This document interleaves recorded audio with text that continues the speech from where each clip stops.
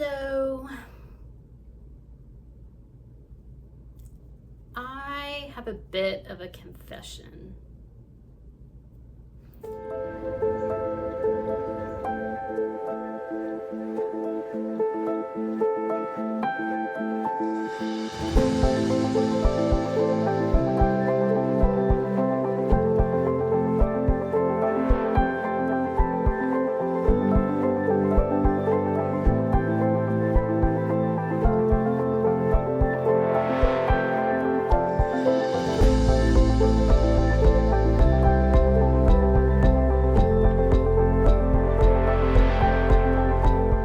You may remember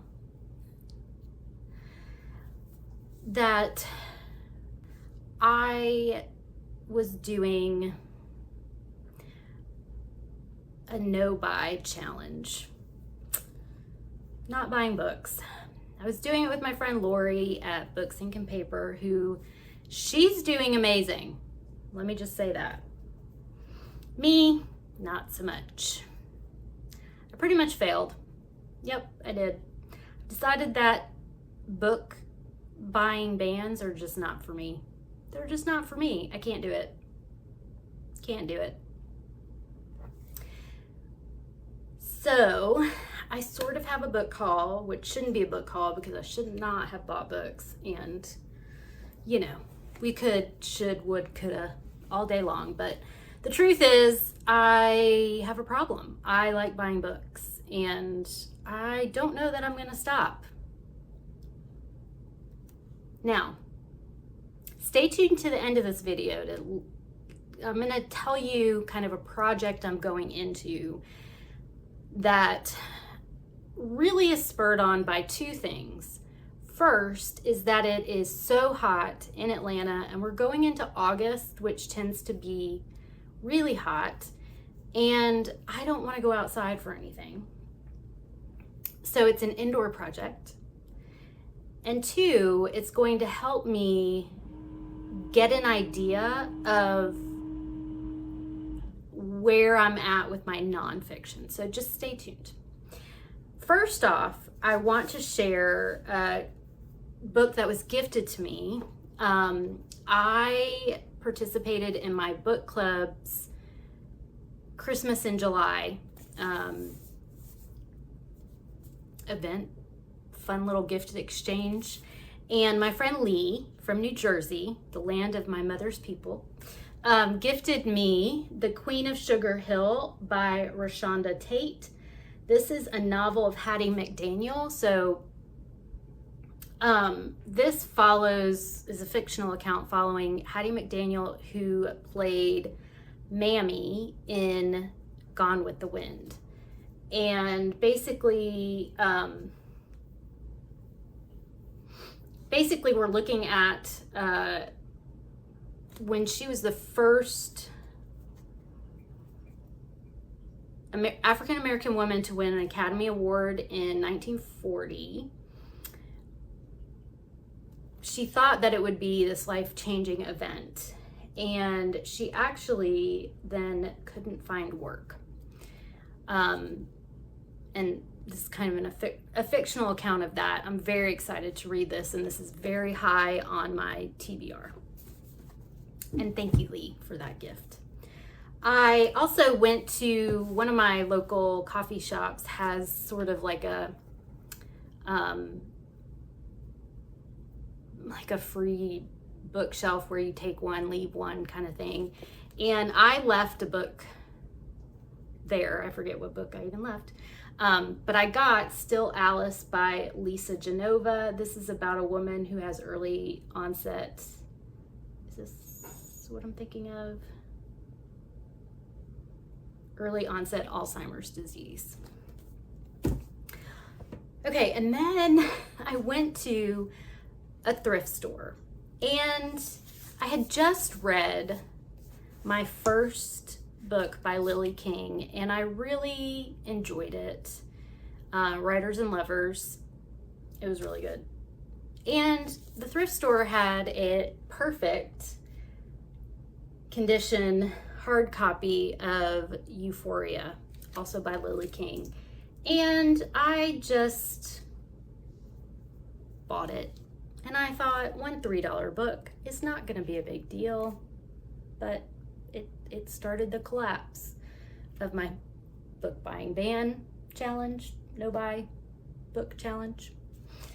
So Euphoria is about 3 young gifted anthropologists in 1930s caught in a passionate love triangle that threatens their bonds, their careers, and ultimately their lives. So this takes place in New Guinea.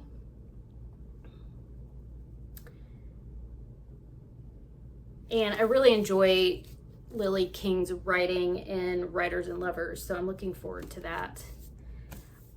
I got a couple that are nonfiction, and they're more kind of focused on projects I'm working on at work.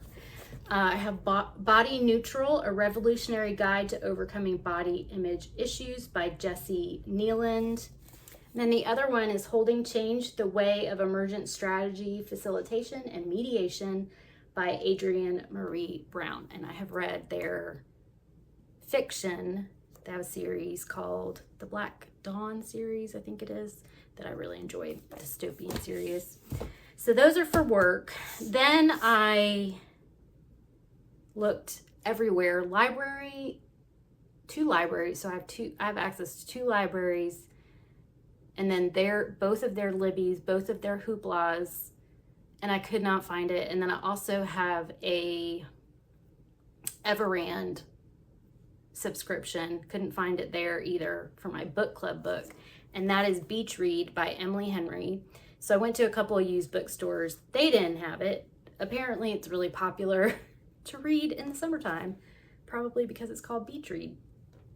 So I did purchase this at my local bookstore. It was the last copy, and so this is for my book club and a reading vlog coming up very soon.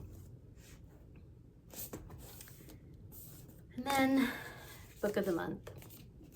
Book of the month I couldn't ignore because Meg Schaefer's The Lost Story came out. This is her new release.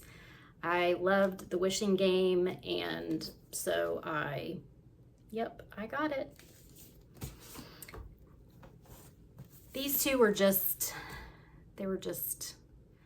random buys that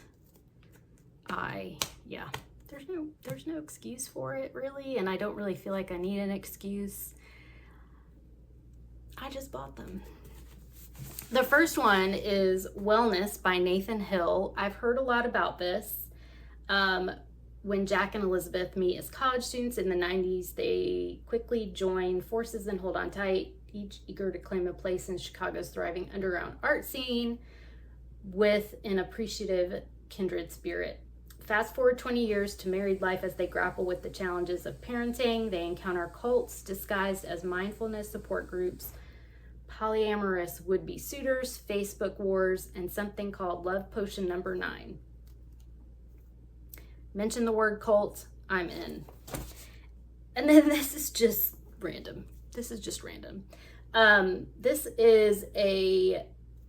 called Throttled by Lauren Asher. One of my guilty pleasures is auto racing. I like watching auto racing. And this is about this is basically a Formula One romance book. And I just decided I wanted to try it. Could not find it at my libraries. So yeah, I got it. So anyway, that's it. I bought some books. That's the secret. Really not a secret, but are you doing any book buying bans? If so, how'd you do it? I know the most obvious thing is to not go into bookstores, but they're my happy place. Bookstores and coffee shops, and sometimes they're combined. And in the summer, it's hot in Atlanta, and you just have to go inside. And in the winter, it's cold, and you have to go inside. And I could give you 20,000 reasons to go into a bookstore at any time during the year. Yep, I could.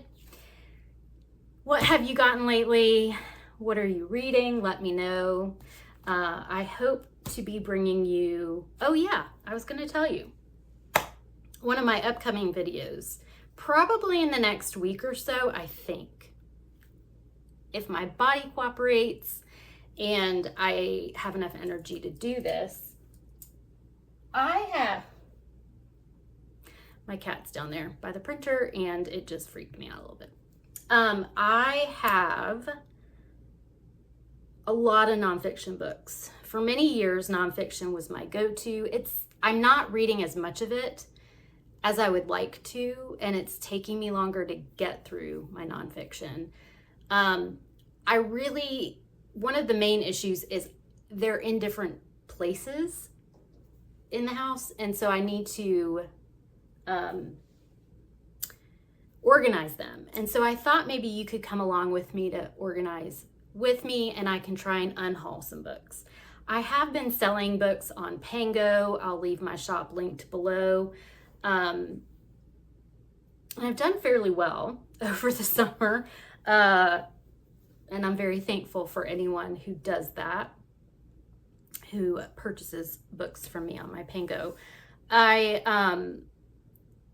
I said, I will be doing my nonfiction. It might be 2 parts. It might not all be done in one.